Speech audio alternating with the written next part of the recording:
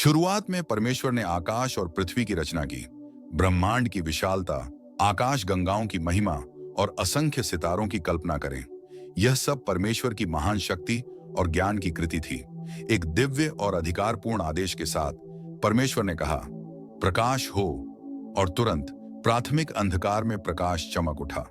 अराजकता में व्यवस्था की शुरुआत को चिह्नित करते हुए सृष्टि प्रकट होने लगी।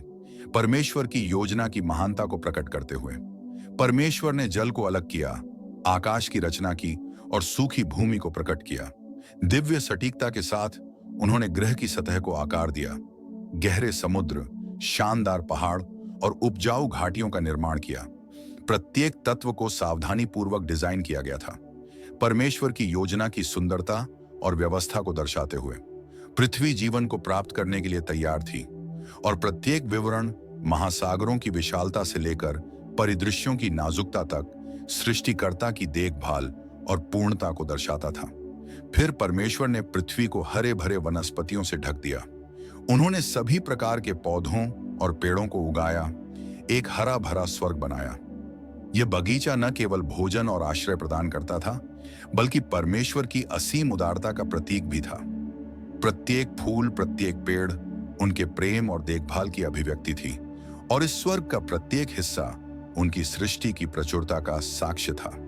फिर परमेश्वर ने दुनिया को जीवित प्राणियों की अविश्वसनीय विविधता से भर दिया। समुद्र में मछलियां तैरती थीं, आकाश में पक्षी उड़ते थे और जानवर पृथ्वी पर चलते थे।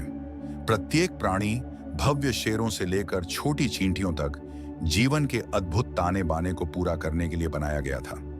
इन सभी जीवन रूपों के बीच सामंजस्य और पारस्परिक निर्भरता ने प्रत्येक विवरण में परमेश्वर की बुद्धि और उद्देश्य को प्रदर्शित किया।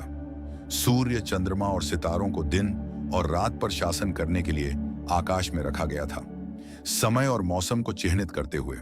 ब्रह्मांड के प्रत्येक तत्व को एक सटीक उद्देश्य के साथ रखा गया था, परमेश्वर की योजना की पूर्णता और व्यवस्था को दर्शाते हुए। सृष्टि अच्छी थी, अपनी प्रकृति में पूर्ण थी और सृष्टिकर्ता की शक्ति और महिमा की ओर संकेत करती थी। एडेन का बगीचा, सृष्टि का चरमोत्कर्ष, वह सामंजस्य और पूर्णता का प्रतीक था जो परमेश्वर अपनी सृष्टि के लिए चाहते थे। सब कुछ शांति में था, पूरी व्यवस्था और सुंदरता में कार्य कर रहा था। परमेश्वर ने जो कुछ भी बनाया था उसे देखा और पाया कि यह बहुत अच्छा था।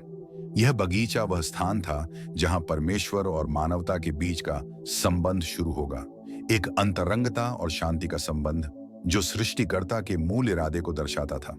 शुरुआत से ही यीशु सृष्टि में उपस्थित थे और उनके माध्यम से सब कुछ बनाया गया। मसीह का क्रूस, जो हमारी मुक्ति का प्रतीक बनेगा, शुरू से ही परमेश्वर की योजना के दिल में था।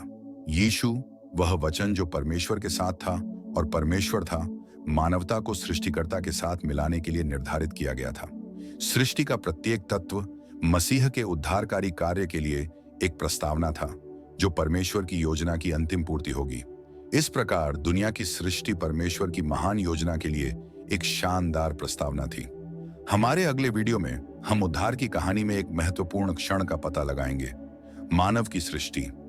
कैसे परमेश्वर ने मनुष्य को अपनी ही छवि में आकार दिया और उसे एक अद्भुत बगीचे में रखा, सृष्टि के साथ एक अंतरंग संबंध की एक नई युग की शुरुआत की।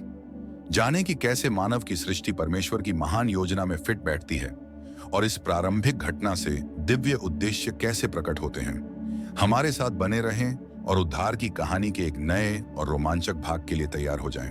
क्या आपको पसंद आया? चैनल को सब्सक्राइब करें ताकि आप कोई भी नया वीडियो मिस न करें। लाइक करें, कमेंट करें और शेयर करें।